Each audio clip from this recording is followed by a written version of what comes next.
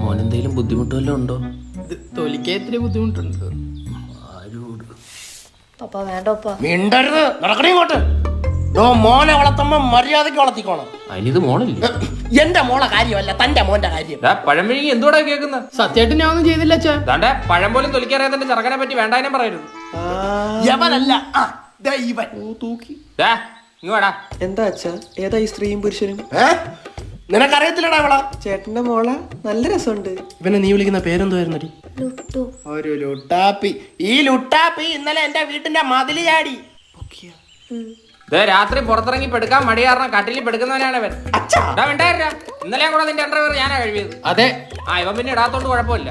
അതെ, ഇത് ഇവിടെ വെച്ച് നിർത്തിക്കോ. അതെ, ഇവര് അമ്മ ഇഷ്ടത്തിലാണെങ്കിൽ ഞാൻ ഇത് നടത്തി കൊടുക്കും. ഓനെ ഇത് നടത്തി കൊടുത്തിട്ടെ നിന്റെ അമ്മാച്ചൻ ചെലവിന് കൊടുക്കൂടാ.